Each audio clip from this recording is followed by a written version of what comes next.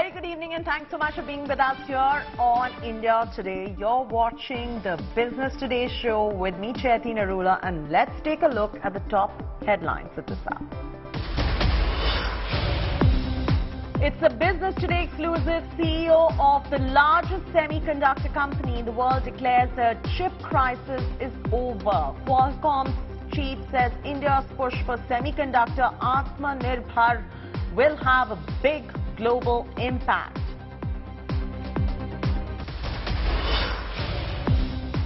Positive global cues lift the Lal Street. Sensex gains over 1,200 points. Nifty reclaims 17,000. Financials lead the stellar rally. Gold finally finds some traction amongst the investors in the festival season. Ends at a 3-week high. Is it finally the right time to place a bet on the yellow metal? The central government may be forced to trim its expenditure. Sources tell Business Today TV that the step may have to be taken to adjust the additional burden of the extension and free ration scheme. Retail passenger vehicle sales up 11% in September. Dealers say the festive season could be the best in a decade. Maruti tells Business Today TV it is expecting a record sales this year. European Union passes a single charger law. USB Type-C port is going to be the new standard for portable devices by the end of 2024. A huge impact on Apple, which will have to move away from its lightning chargers. After days of gloom and doom, bulls were back on the Dalal Street today in the intraday trading session. A global rebound in the market sentiment propelled the domestic equities higher. The Sensex and Nifty both surged over 2% each. Sensex was back above the 58,000 mark and Nifty reclaimed the 17,000 level, 17,274 to be precise. All the sectoral indices closed in the greens, as you can see on your screens. It was the banking and the financial stocks that led the stellar rally. IndusInd Bank was the top gainer on the Nifty, up over 5% after the lender reported rise in the market share in Q2. Adani Ports, Bajaj Finance, TCS, Coal India were the other blue chip gainers. On account of the hawkish central banks across the world and the retreat in dollar index, gold prices have bounced back strongly. The yellow metal has over the years been a perfect hedge against inflation, and with the economic uncertainties on the rise, should you be investing in gold this festive season or not? My colleague Sakshi Batra spoke to Ajay Kedia from Kedia Advisory about the outlook for gold going forward. Listen in. Mr. Kedia, I'm sure that everyone who is talking to you these days must be asking you whether they should invest in gold right now. I mean, last 3 months, we've actually seen gold prices trending downwards, declining over 7%. Does it really give investors a great entry point at this point in time to enter into gold?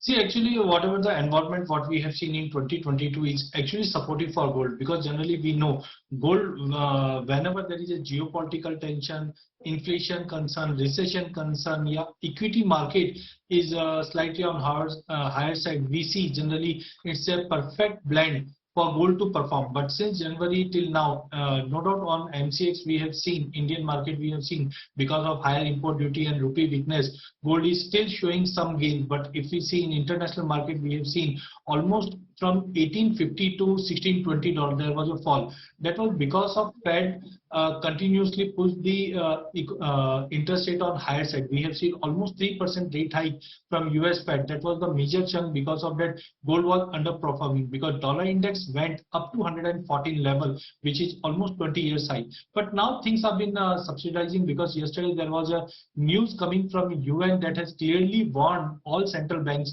they should review their policy to strengthening with the help of interest rate hike, because that can drive all economy in recession. So I think it's a perfect combination we have already with we have in 2022, and I am very hopeful in next 6 to 8 months, gold would definitely gives us at least a double-digit return. What we have seen in the year 2008 to 2011, where Okay. global crisis has arisen, and now also the same situation arises in front of us. But if one were to really invest into gold, at this point in time, we are spoiled for choice. It's not just the physical gold. We have gold ETFs, we have mutual fund, we have digital gold. Which is the most advisable and most affordable form of buying gold that you would recommend this festive season?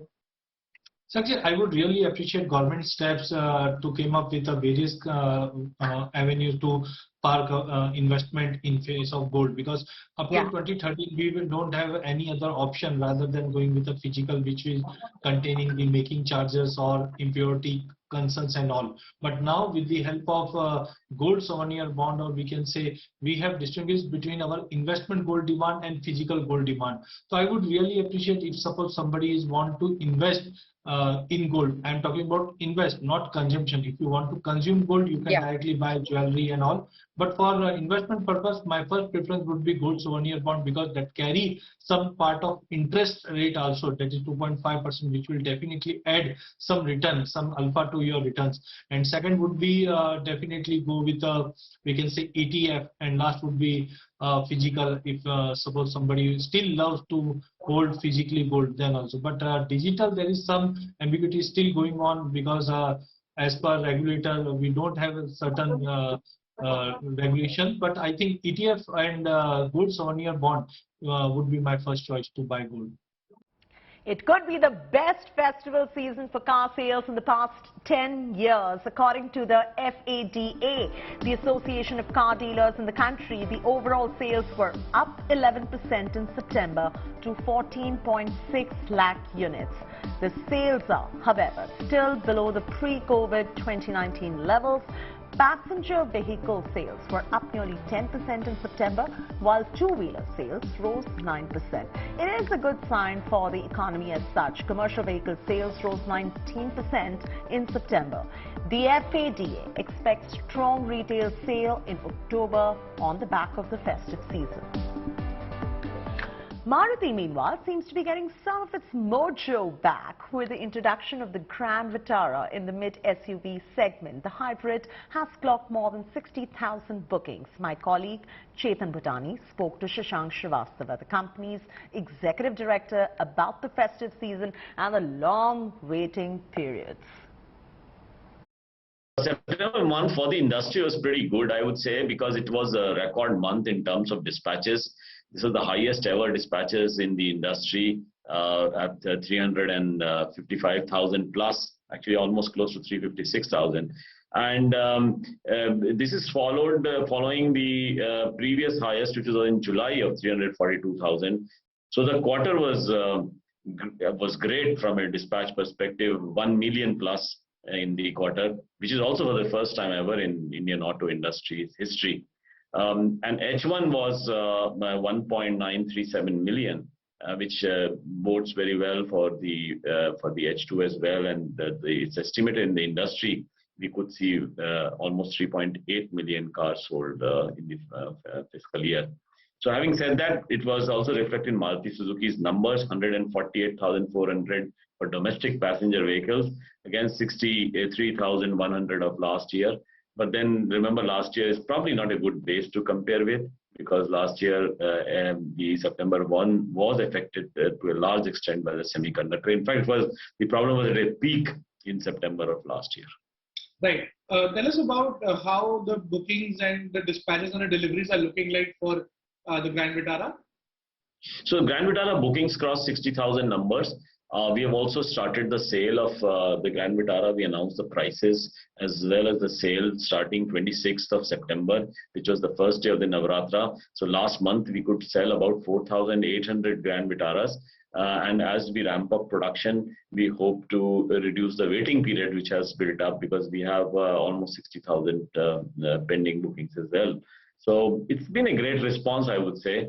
And it is also, hopefully, it will give us a good volume and market share in the mid-SUV segment, which had actually been pulling us down in terms of market share in the last few months. Tell us about the festive sales. overall sales for the festive season? How are you anticipating now? We are in the middle of the festive season. Do you anticipate good sales right now? And also, do you look at clearing the backlog quite soon? So backlog clearance, of course, depends on the production, how much close it can be with in terms of matching with the underlying demand pattern that we see. But so far, of course, we still see in terms of production levels and some models not being able to match with that pattern.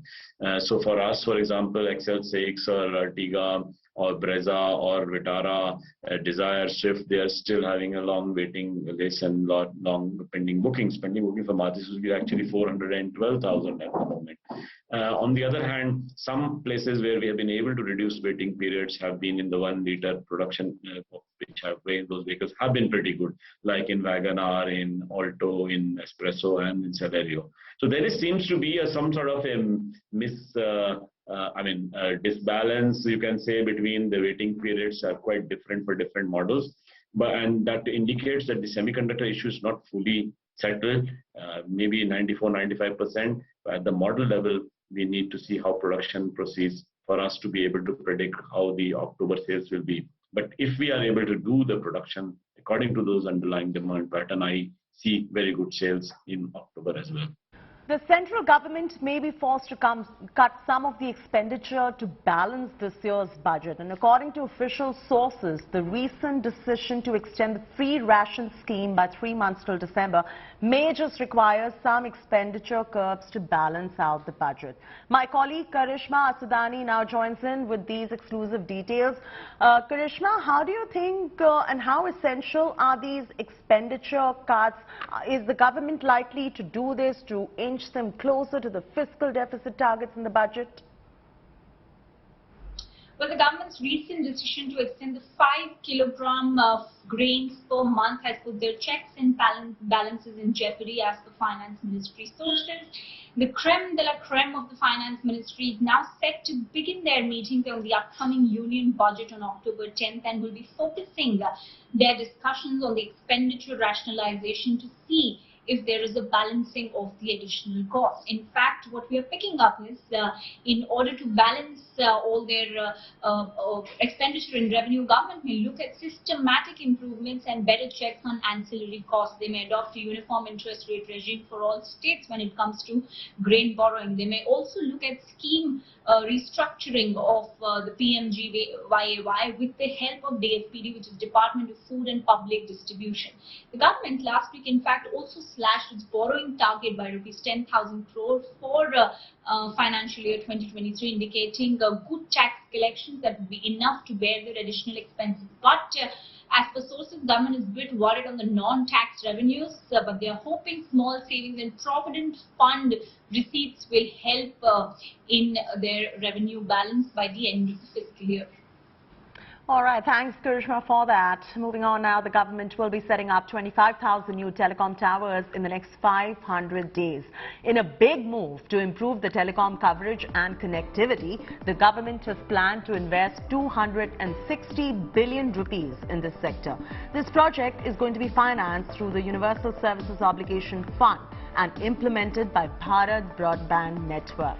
The announcement for the new towers is coming just 3 days after the launch of 5G telecom services by Prime Minister Narendra Modi.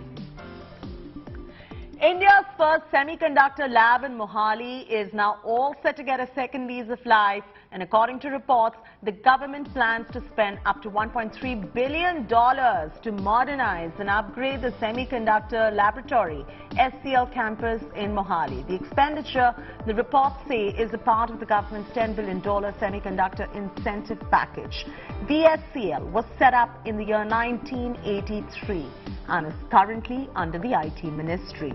The facility, which is currently capable of manufacturing 118 nanometer chips, will be able to produce 28 nanometer chips after the proposed upgrade. The technology is still far behind in the front runners like Apple, who will be using 3 nanometer chips in its next generation of semiconductors. The global semiconductor shortage that has played havoc with all the sectors from auto to medical equipment, from smart gadgets to communications is finally over. This is what the president and CEO of the $132 billion Qualcomm said in an exclusive interview with Business Today TV managing editor Siddharth Sarabi.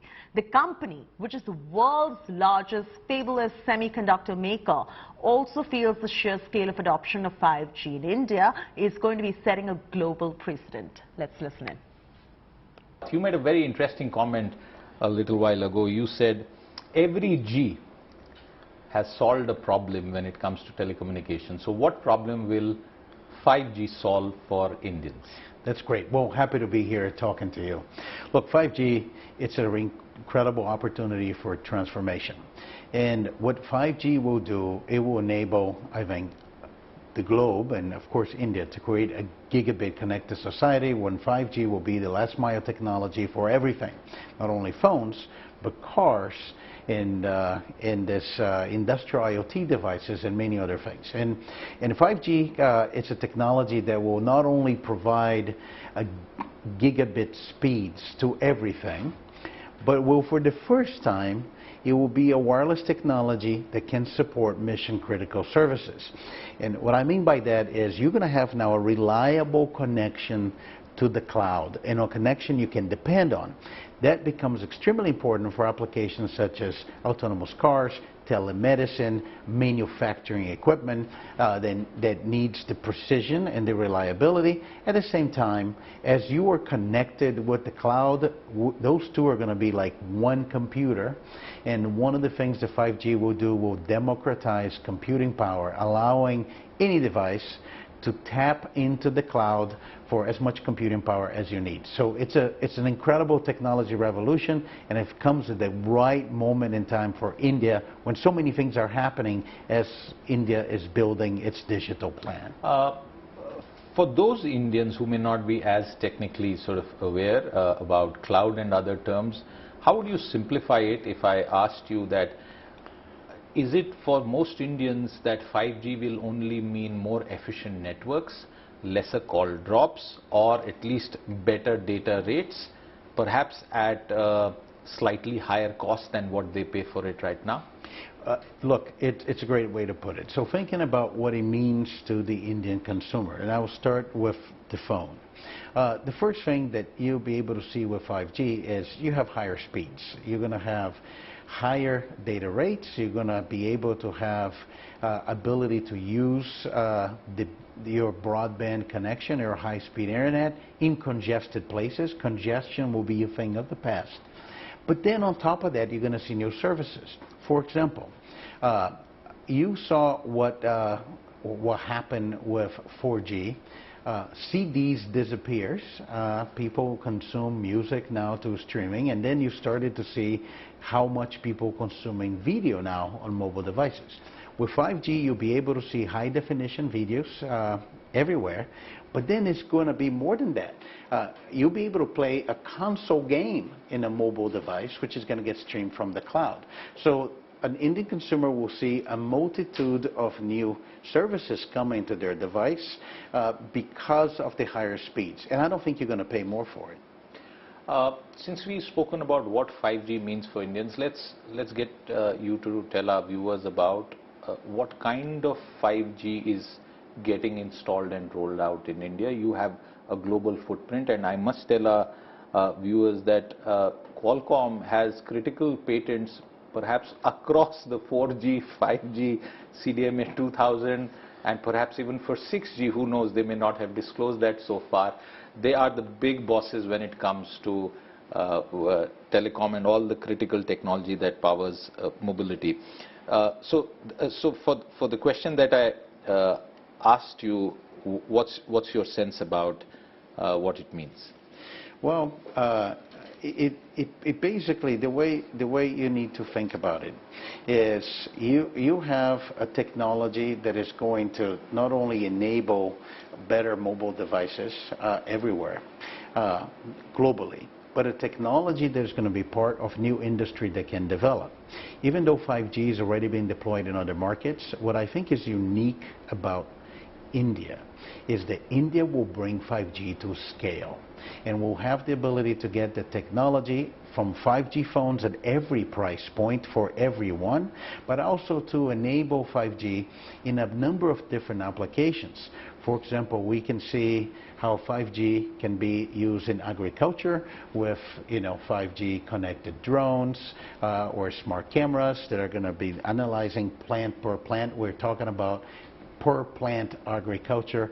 We can see how that is going to change healthcare, making healthcare more available using telemedicine and connecting healthcare to a lot of different villages.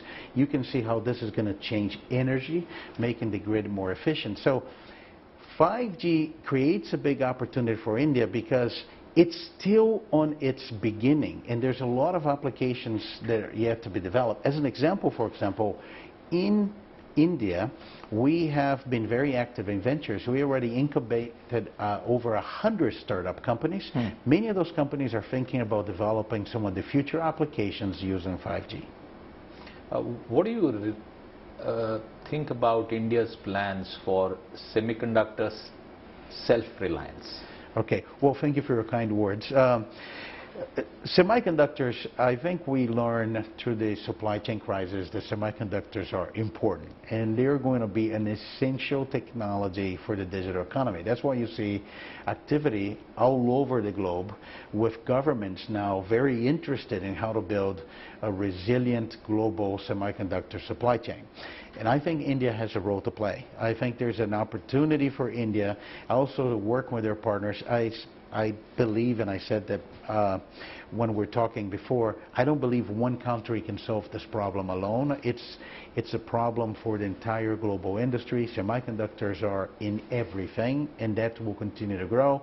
India has an important role to play in its scale, in its talent pool, to build semiconductor manufacturing capabilities, whether it's a directly manufacture of semiconductors or bringing the supply chain that exists around semiconductors. And I think we saw the United States approve the U.S. and Chips and Science Act. There's the European Chips Act. We see a lot of countries motivated to attract that industry, and I think that's a great opportunity.